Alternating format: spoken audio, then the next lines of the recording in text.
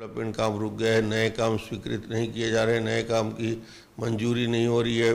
कर्मचारियों के 2020 के जुलाई के और फिर जनवरी 2021 के 2 इंक्रीमेंट इन्होंने रोक दिया। एक साल में 25,000 करोड़ से ज़्यादा का कर्जा 18 महीने में हो चुका है। न जाने क्या हाल होगा आने वाले समय में। इतना कर्ज के बोझ से छत्तीसगढ़ का एक आदमी डूब जाएगा। इसकी वजह है नीतियाँ और प्रबंधन में असफलता, और इसी प्रकार ये कर्ज बढ़ता रहा तो निश्चित रूप से छत्तीसगढ़ के सारे काम रुक जाएंगे। निगम मंडल जो है वो कांग्रेस पार्टी के लिए दोहन का एक माध्यम है। जिस प्रकार से सब चीज़ों में वो दोहन कर रही है, आज निगम मंडल में नियुक्ति की कोई आवश्यकता नहीं है। जिन निगम मंडलों का बिना नियुक्त किए काम नहीं चल सकता उसमें नियुक्त करें, परंतु कोरोना के समय जब कांग्रेस के कार्यकर्ताओं ने 1.5 साल तक इंतजार किया तो 6 महीना और इंतजार कर लेंगे। परंतु कांग्रेस का अंदरूनी झगड़ा है कि सब नेता अपने अपने लोगों को उपकृत करना चाहते हैं और उन नेताओं को संतुष्ट करने के लिए नियुक्ति की जा रही है। एक साथ सभी जगह नहीं किए जा सकते, खर्चों में कटौती की आवश्यकता है और बहुत सारे ऐसे पद हैं जिसमें खर्चे की आवश्यकता नहीं होती।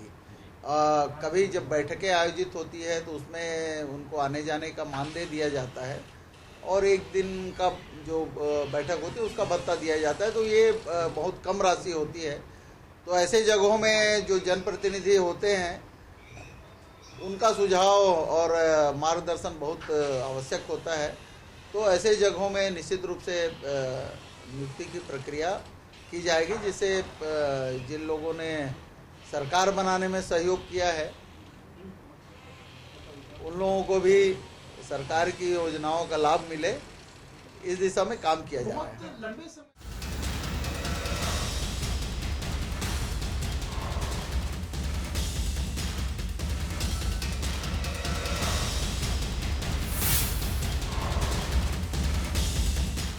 नमस्कार, स्वागत है आपका। मैं हूं अभिषेक शुक्ल। निगम मंडल में नियुक्तियां अब होने जा रही। बहुत लंबे समय से इंतजार था, 1.5 साल से ज्यादा का वक्त हो रहा है इंतजार करते करते। किसी न किसी वजह से ये निगम मंडलों में नियुक्तियां टल रही थी, क्योंकि एक के बाद एक उपचुनाव आ रहे थे जिसकी वजह से ये नियुक्तियां टलते जा रही थी। इंतजार करते करते इंतहा हो गई थी कार्यकर्ताओं की, लेकिन अब उनके लिए अच्छी खबर है। आज जो समन्वय समिति की बैठक हुई, इन निगम मंडलों में नियुक्तियों को हरी झंडी मिल गई। लेकिन कोरोना काल चल रहा है, अर्थव्यवस्था थोड़ी सी इस वक्त नाजुक दौर पे है। विपक्ष को मौका मिल गया निशाना साधने का, और विपक्ष ने निशाना भी साधा कि अर्थव्यवस्था अच्छी नहीं है, निगम मंडल में नियुक्तियों की जरूरत नहीं थी, फालतू खर्च होगा, तमाम तरह की बातें हुई। हालांकि सरकार ने साफ किया कि जो ये नियुक्तियां होंगी, ऐसे पदों पर फिलहाल नियुक्तियां होंगी जहां पर सिर्फ मानदेय वगैरह के खर्च है, ज़्यादा खर्च आएगा नहीं। लेकिन सियासत है तो आरोप प्रत्यारोप तो होंगे। चलिए शुरुआत करते हैं। खास मेहमान हमारे साथ जुड़े हुए हैं। संतोष बाफना जी, पूर्व विधायक बीजेपी के हमारे साथ हैं। हमारे साथ अर्जुन तिवारी जी हैं, प्रदेश महामंत्री हैं पीसीसी के। बहुत स्वागत है आपका। अर्जुन तिवारी जी, निगम मंडल में नियुक्तियां अब जाकर होने जा रही है। बहुत लंबे समय से इंतजार हो रहा था, लेकिन क्योंकि लॉकडाउन है, कोरोना का मौका है, विपक्ष को निशाना साधने का मौका मिल गया। उन्होंने कहा कि अर्थव्यवस्था अच्छी नहीं है, बहुत सारे काम रुक गए हैं। ऐसे समय में ये नियुक्तियां क्यों? देखिए, विपक्ष का काम, विपक्ष का जो कर्तव्य उनका निर्वहन करना उनका दायित्व है, उनका निर्वहन कर रहे हैं। और जहां तक निगम मंडल प्राधिकरण आयोगों में नियुक्तियों का प्रश्न है, तो निश्चित तौर पे पिछले कई कारणों से इन मंडलों में नियुक्तियां टलती गई। लोकसभा चुनाव, उपचुनाव, स्थानीय निकाय के चुनाव, त्रिस्तरीय पंचायती राज संस्थाओं के निर्वाचन, और उसके बाद ये कोरोना वायरस के चलते जो स्थिति परिस्थिति पूरे छत्तीसगढ़ में बनी है, उसके चलते स्वाभाविक तौर पे ये मन में विचार रहा है हमारे माननीय मुख्यमंत्री जी और कांग्रेस के बड़े नेताओं का कि ऐसे समय पर जो दायित्वों का निर्वहन करने के लिए बहुत ज़रूरी था, और कांग्रेस के कार्यकर्ता लंबे समय से जो क्षमतावान है, काम करने की जिनकी क्षमता है, उनको सही जगह पर समायोजित किया जाए, उस दिशा में कार्रवाई शुरू हुई है। प्रश्न है विपक्ष का आलोचना करने का और विपक्ष का निशाना साधने का। विपक्ष अपने हिसाब से काम कर रही है, उनका दायित्व बनता है, उनका कर्तव्य है आलोचना करना, और इन आलोचनाओं से कोई ज़्यादा फर्क पड़ने वाला नहीं है, क्योंकि उनके 15 साल के कार्यकाल में पूरे प्रदेश की जनता ने देखा है कि किस तरीके से आयोग, प्राधिकरण, निगम में उन्होंने नियुक्तियां की और किस तरीके से वहाँ पर बंदरमाट और अपव्यय का दौर उन्होंने चला रखा था, उसको पूरे प्रदेश की जनता जानती है। वफना जी, आपने सुना होगा, आप लोग आरोप लगा रहे हैं कि आर्थिक स्थिति ठीक नहीं और निगम मंडल में नियुक्ति की ज़रूरत नहीं, जबकि केंद्र सत्ता का जो केंद्र है, सरकार है, वो मान रही है कि ऑलरेडी 1.5 साल लेट हो गए और बहुत ज़्यादा कोई खर्च पड़ना नहीं, इस पर ज़रूरी नियुक्तियाँ हैं।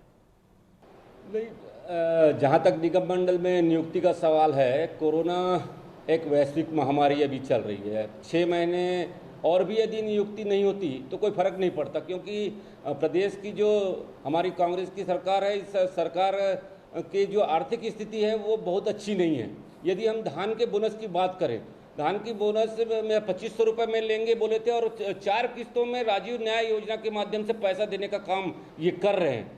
टैक्सेशन के मामला देख लीजिए आप, चाहे और शराब की दुकान खोलने का काम देख लीजिए, लगातार ऐसे काम कर रही है जिससे ये अपने जो छत्तीसगढ़ के राजस्व की दृष्टि से हानि होगी। और निगम मंडल में अभी कोई जरूरी नहीं था कि कोरोना का या पीरियड, महामारी का पीरियड, इसमें नियुक्ति का स्वाभाविक रूप से मैं तो ये मानता हूँ कि निगम मंडल में नियुक्ति का अधिकार मुख्यमंत्री जी का होता है, करना करे, इसमें भी कोई बुराई नहीं, लेकिन कम से कम कोरोना वायरस को देखते हुए अपने इस निर्णय में थोड़ा सा संशोधन करें। कोरोना वायरस का जब ये दौर मिट जाए उसके बाद करें। बहुत सी चीज़ें हैं, लोगों को एडजस्ट भी करना है, उनको ये बात भी राजनीतिक मजबूरियां भी होगी, मैं उस बात पे इनकार नहीं करता, लेकिन स्वाभाविक रूप से जो चीज़ें अभी हम फेस कर रहे हैं, साल भर में चाहे चुनाव का माहौल हो, चाहे जैसे भी माहौल से हम लोग ने गुजरे हैं, तो इसे गुजरते हुए कोरोना का एक संकट जो आया है, इस संकट में केंद्र सरकार ने भी अपने जो सांसद निधि है उसमें भी कटौती की थी, माननीय मुख्यमंत्री जी ने भी यहाँ पर विधायकों की निधि में कटौती की है। सभी चीज़ों में जब कटौती कर रहे हैं तो राज्य सरकार के ऊपर कोई भार डालने का काम नहीं करना चाहिए, और मैं नहीं समझता कि अभी ये जरूरत है कि कोई निगम मंडल में नियुक्ति हो। लेकिन उनका कहना है कि एक साथ सारी नियुक्तियां नहीं कर रहे हैं, सिर्फ मानदेय वगैरह खर्च होंगे, ऐसे निगम मंडलों में फिलहाल नियुक्ति की जाएगी। आप यदि एक साथ नहीं कर रहे, कम भी कर रहे हैं, तो भी आप गाड़ी देने का काम करेंगे, उनको मकान देने का काम करेंगे, उनको मानदेय देने का काम करेंगे, छोटे मोटे जो काम वो बोलेंगे उनको करने का काम करेंगे, लगातार सरकार के ऊपर भार पड़ेगा। और निगम मंडल तो मैं समझता हूँ भार पड़ने वाली संस्था के रूप में ही स्थापित हुई है, तो इस दृष्टि से अभी माननीय भूपेश जी को इस बारे में पुनर्विचार करना चाहिए। चलिए अर्जुन जी, पुनर्विचार करना चाहिए विपक्ष का कहना था, हालांकि आप लोग मान के चल रहे हैं कि ऑलरेडी काफ़ी लेट हो चुके हैं और जिन लोगों ने सरकार बनाने में सहयोग किया उनको भी कुछ न कुछ ज़रूर देना चाहिए। यहाँ पर किस तरीके से इस समय उपयोगी साबित होगा, क्या आप मान के चल रहे हैं कि भार नहीं पड़ेगा? देखिए, प्रारंभिक तौर पे समन्वय समिति में चर्चाओं का दौर शुरू हुआ है और ये नियुक्तियां कोई आजकल या सप्ताहवार में होना नहीं है, जो इसलिए इतने ज़्यादा चिंतित हैं हमारे साथी। नियुक्तियों की एक प्रक्रिया होती है और जिस तरीके से शासन ने तय किया है कि उन निगम, आयोग, प्राधिकरण, बोर्ड में जहां पर खर्चे बहुत कम होते हैं और वैसे भी जो यहाँ पर भार साधक अधिकारी बैठे हैं, भार साधक अधिकारी के माध्यम से भी खर्च हो रहे हैं, और यदि स्वतंत्र रूप से राजनीतिक व्यक्ति की नियुक्ति होगी तो कामों में कसावट आएगा, योजनाओं के क्रियान्वयन में त्वरित गति से उसका क्रियान्वयन होगा। इस दृष्टि से बेहद जरूरी है, क्योंकि अभी जिस तरीके से काम हो रहा है निश्चित तौर पे उपलब्धिपूर्ण रहा है, और अभी तक हमारी भूपेश बघेल की जो सरकार है वो उत्पादक कार्यों में ही खर्च करते आई है, चाहे वो किसानों को बोनस देने का मामला हो, तेंदुपत्ता का मामला हो, बिजली बिल में छूट का मामला हो, ऐसे तमाम जन कल्याणकारी कार्य हैं जिन कार्यों के लिए सरकार ने वित्तीय साधन संसाधन उपलब्ध कराया है, जिसकी सभी तरफ तारीफ हो रही है। और इसी का नतीजा है कि राष्ट्रीय स्तर पर जो सर्वे हुआ है उसमें हमारे छत्तीसगढ़ प्रदेश के मुख्यमंत्री जी को दूसरा स्थान मिला है। निश्चित तौर पर कहीं न कहीं ये जो नियमित जो स्थापना व्यय है और एक संयमित जो स्थापना व्यय है उसी का ये कमाल है। और आने वाले समय में प्राधिकरण में, आयोग में, बोर्ड में सनह सनह नियुक्ति की प्रक्रिया शुरू हो रही है, और निश्चित तौर पे आने वाले समय में भार, आर्थिक स्थिति और वित्तीय संतुलन को देखते हुए ये डर भी कहीं था कि एमपी में जो असंतोष दिखा वो असंतोष यहाँ भी ना दिखाई दे, क्योंकि एक लंबा समय हो गया था निगम मंडल में नियुक्तियां नहीं हो पा रही थी। शुक्ल जी, आपकी जो आशंका है बिल्कुल निराधार है। मैं ये तो कहना चाहूँगा, चूंकि छत्तीसगढ़ में 69 सदस्य कांग्रेस के हैं, 90 सदस्यीय विधान सभा में, तो यहाँ पर अभी ऐसी कोई संभावना नहीं है और आने वाले समय में भी नहीं रहेगा, चूंकि मध्य प्रदेश की जो स्थिति परिस्थिति से बेहद अलग है और छत्तीसगढ़ में जो परिस्थितियां हैं यहाँ पर पूरे समन्वय और सामंजस्य तालमेल के साथ सरकार काम कर रही है। यहाँ पर कहीं पर कोई गुटबाजी जैसी स्थिति नहीं है। चलिए, फिर भी गलतियों से आदमी सबक लेता है, अच्छी बात है अगर सबक लेता है। बाफना जी, यहाँ पर बहुत ज़रूरी है, कामों में कसावट का तर्क यहाँ पर दिया है अर्जुन जी ने, और सरकार का भी यही मानना है, उनकी पार्टी का भी मानना है कि जो 15 साल में लोगों ने काम किया है, 15 साल से सरकार बनाने में योगदान दिया है, उनको जगह मिलनी चाहिए और उनके आने से कसावट ज़्यादा होगी, खर्च कम होगा। आप लोगों को आपत्ति क्या है? फिर हम लोगों को कोई आपत्ति नहीं है, आपत्ति का कोई मामला नहीं, लेकिन जो प्रदेश की स्थिति, आर्थिक स्थिति है, उस आर्थिक स्थिति को मद्देनजर रखते हुए कांग्रेस की सरकार को ये डिसीजन लेना चाहिए कि कोरोना का जो संकट है, कोरोना के संकट में वो एक और तो 30,000 करोड़ रुपए केंद्र सरकार से मांगते हैं। हमको संकट है और 30,000 करोड़ रुपए दो। 30,000 करोड़ रुपए छोटी मोटी राशि होती है, और उस दरमियान 30,000 करोड़ रुपए कोरोना से जो खर्चे उसको निपटने के लिए मांगा जा रहा है। कोई प्राधिकरण निगम नियुक्तियों को एडजस्ट करने के लिए नहीं दिया जा रहा है। नहीं, मैं ये नहीं बोल रहा हूँ प्राधिकरण निगम में उसके लिए, लेकिन खर्चे जब हो रहे हैं, खर्चों से निपटने का बात हम कर रहे हैं। खर्चे, हमारे पास पैसे नहीं है। हम राजीव न्याय योजना को हमने 4 किस्तों में देने का निर्णय लिया है। तो कौन से मोदी जी ने दे दिया 30,000 करोड़ योजनाएं हैं? 30,000 करोड़ रुपया दे कौन से दिए हैं? हमारा कर्तव्य मांगना। मोदी जी ने 30,000 करोड़ रुपए नहीं दिया, लेकिन मांगा तो आप लोगों ने 30,000 करोड़ रुपए। मोदी जी ने तो दिया, सब चीज दिया। तो क्या नहीं दिया? यदि 500 रुपए महिलाओं को तर्कसंगत तरीके से मांग रहे हैं, संघात्मक शासन प्रणाली में। यदि तो किसानों को 2,000 रुपए देने का काम किया है, तो माननीय जनधन का तो आपको पहली योजना में रहा है। जनधन तो आप 2 साल पहले भी दिए थे। तो माननीय मोदी जी ने किया है। ये सब पैसे जोड़िए ना आप, ये पैसे आप जोड़िए। ये तो आपके चुनावी घोषणा पत्र में था। ये तो आपके चुनावी घोषणा पत्र में था। प्रधानमंत्री उज्ज्वला योजना में गैस सिलेंडर देना, जनधन खाते में पैसा देना, तो ये तो चुनावी घोषणा को पूरा करने के लिए आप लोगों ने दिया है। और मैं समझ नहीं पा रहा हूँ। मैं तो ये बोल रहा हूँ कि इस संकट के मौके पे आप नियुक्ति करने जा रहे हैं और तो प्रदेश पे आर्थिक भार डालेंगे, कर्जे पे कर्जा लिए जा रहे हैं। आप कहाँ ले जाके छत्तीसगढ़ प्रदेश को आर्थिक दृष्टि से छोड़ेंगे? ये आपके सोचने का विषय है।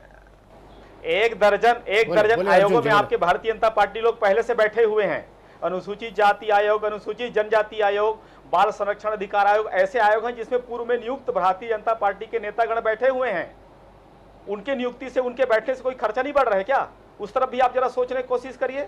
जो संवैधानिक आयोग है उसमें तो पूर्व में नियुक्त, आपके कार्यकाल में नियुक्त जो राजनीतिक व्यक्ति आपके भारतीय जनता पार्टी के, वो लोग तो खर्चा तो हो रहा है। सवाल खर्चे का है। सरकार वित्तीय अनुशासन, वित्तीय नियमन का है। समय में आप नियुक्त करेंगे तो आपके लोग भी बैठे रहेंगे। तो मैं वही बोल रहा हूँ कि जब पूर्व से नियुक्त खर्चे हो रहे हैं, हो रहा है तो खर्च तो हो रहा है।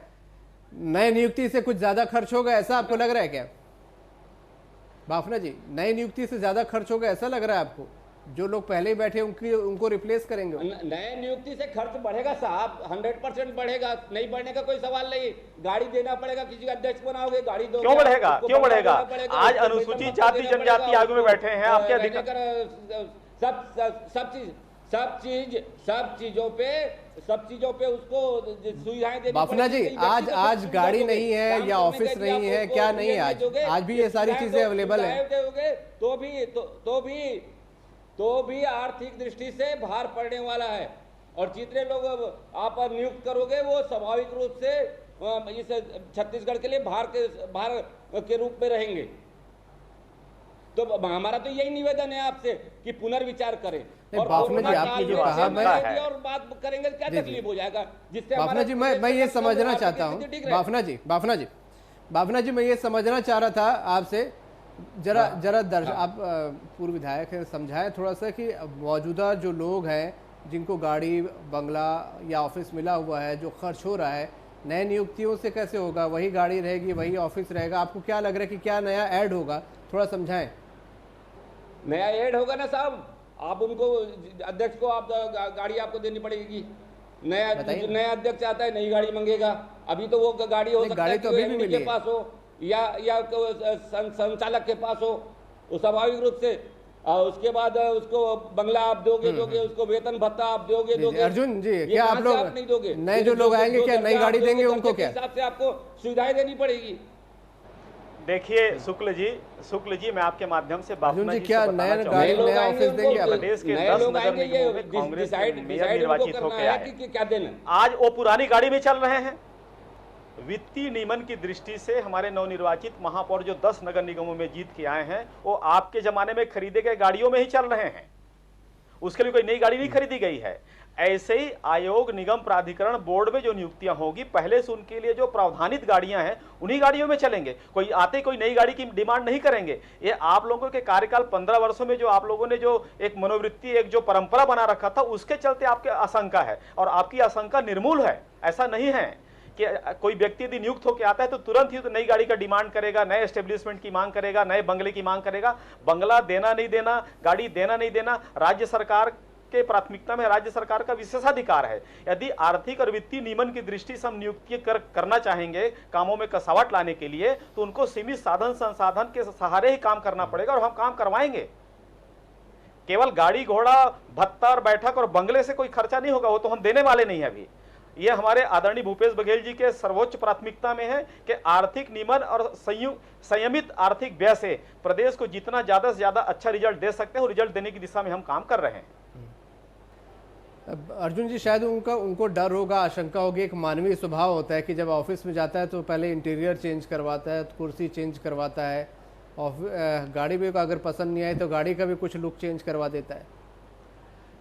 आमतौर पे ऐसा होता है। शुक्ल जी, मैं आपको बताना चाहूंगा कि हमारे आदर्श के रूप में, हमारे प्रेरणा स्रोत के रूप में आदरणीय मुख्यमंत्री भूपेश बघेल जी ने जब 15 साल जिस बंगले में डॉक्टर रमन सिंह जी रहे, उस बंगले में जब उन्होंने प्रवेश किया तो बहुत ज़्यादा जरूरी जो था उसी में उन्होंने बदलाव लाया था। बाकी एज इट इज़ जो इस्टेब्लिशमेंट है, जो जहाँ जहाँ पर फर्नीचर है, सारी चीज़ वैसे ही रहे और सारा चीज़ वैसे ही रहा। हमारे प्रदेश के मंत्रिमंडल के अधिकांश सदस्य कोई बंगले पे आप जाकर देखिएगा तो जो इस्टेब्लिशमेंट था, जो साज सज्जा थी, जो गाड़ियाँ थी, पहले जैसा रहा है। इनको सीखना चाहिए और समझना चाहिए कि आदरणीय भूपेश बघेल जी ने जो उदाहरण पेश किया है वो निश्चित तौर पे काबिल तारीफ है और उसका अनुसरण पूरे प्रदेश के हमारे आने वाले समय में जो नियुक्त होंगे प्राधिकरण, बोर्ड, निगम के अध्यक्ष लोग, वो उनका अनुसरण करेंगे तो कोई ज्यादा बहुत बड़ा वित्तीय भार आने वाला नहीं है। बाफना जी, आपकी जो आशंका है उसका समाधान या अर्जुन जी कर रहे हैं, और फिर आप लोगों की तो पैनी निगाहें हैं ही, अगर कुछ होगा तो आप लोग मामला उठा सकते हैं।